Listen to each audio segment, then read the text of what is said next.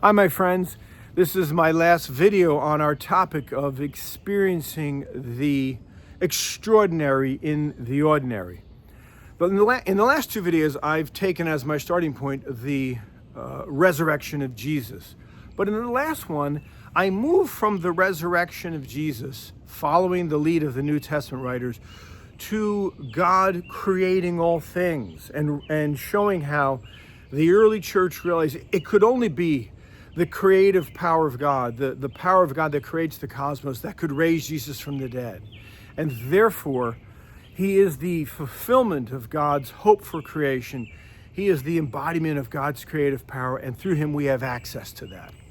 Well, this time I want to now start with God creating all things, but I want to start first of all with the ordinary, like I did in the first video. And what's most ordinary is what's around me right now. As you can see, I'm standing in my yard, and there are trees behind me.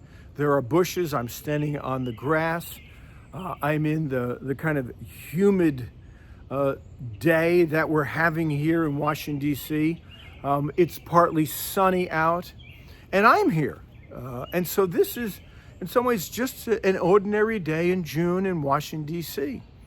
And ordinary things are all around me. And I can hear birds. I can see a squirrel. I can hear my neighbors over here. My house is right here. And these are all kinds of so-called ordinary things. But I want to point out to you what's extraordinary about them. What's most extraordinary is that they exist. What's stunningly extraordinary is that I exist, that I'm actually here.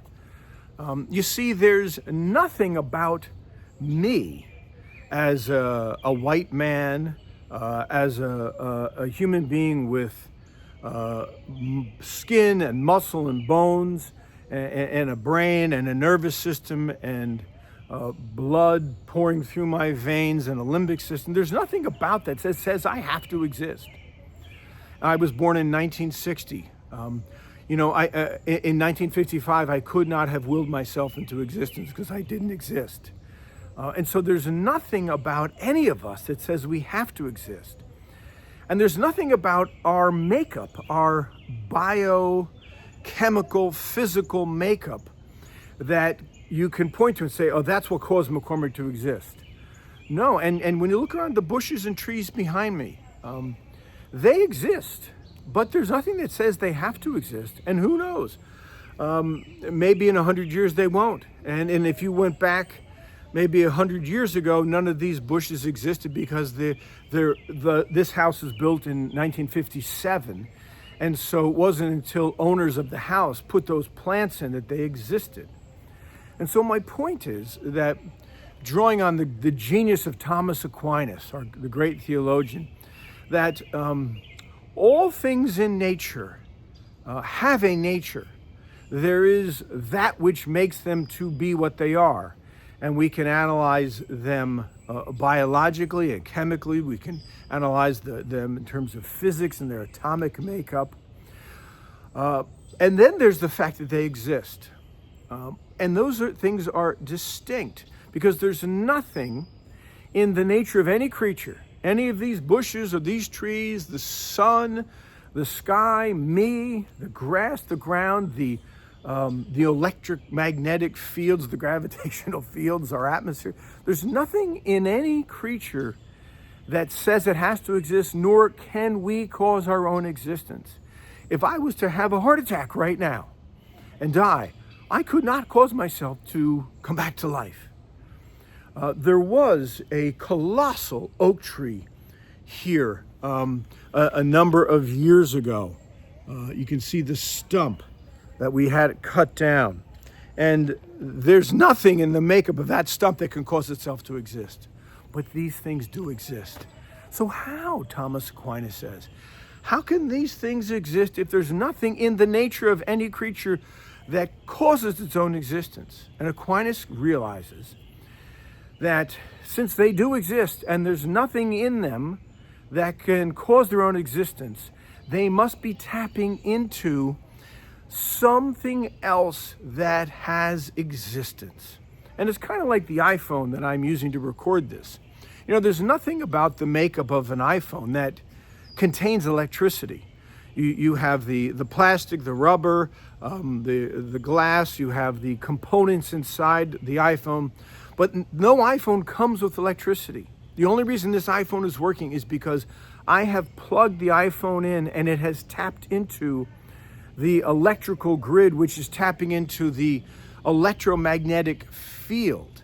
And so just as the iPhone can only function because it is tapping into this system of electricity which is outside of it, none of this, and myself and you, none of this can exist except that we have tapped into, in a sense, the source of existence itself, sheer utter existence itself, which has generously shared with us and all of these things at every single second existence. And we call the source of sheer existence itself God.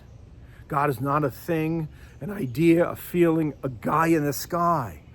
No, God is the infinite field of existence who is infinitely conscious and infinitely generous and is constantly sharing all things with us. And that makes everyday experience extraordinary. And sometimes you get in touch with this when somebody dies and all of a sudden they're not there anymore. I remember my mother died a year ago and all of a sudden I can't drive up to New Jersey and see her. And it gives me a glimpse into the extraordinary fact that she did exist. I feel this way in the fall when all of a sudden the leaves are gone. It's one of those days where it's windy and all of a sudden the leaves are all gone and it's just barren trees. And they did exist and now they haven't. Or we get an experience of this in the spring when suddenly these bushes show up, flowers show up, leaves show up. And you get a sense of the stunning nature that things exist. I remember when my oldest was born, and all of a sudden the nurse hands me this child. This child exists. A year ago, this child didn't exist. And so those are little glimpses that kind of break through the dullness of our conscience to realize the extraordinary nature that anything exists. And so I encourage you to use this for your prayer and reflect back on your life, on some of the good things that God has brought into your existence. Your parents, your friends, your teachers, perhaps your job or career, the fact that you're alive for another day. I want to conclude this video with one more dimension of the extraordinary nature of everyday life, and it's the fact that we are conscious of anything. Think about this right now. I am conscious of myself. I'm conscious of the camera. I'm conscious of how hot and humid it is out. If you're watching this, you are conscious of what you're seeing through this YouTube channel. And to be conscious is to have a kind of a field of awareness. You just every morning wake up and you're aware of yourself and your body, and maybe you're sleepy or groggy or tired, but you're aware of yourself. You're aware of the room as your eyes open up, and maybe you hear your spouse, your kids, or you hear the alarm or your birds. You have this awareness. It just comes to you. The other day I'm driving on the Beltway and I'm thinking about this and like, yeah, thank God I'm aware of the cars in front of me and behind me. I'm aware of the lights. Consciousness as an awareness of our world just comes to us. It's an absolute gift, and it is foundational for every relationship to ourselves and to others and to the world.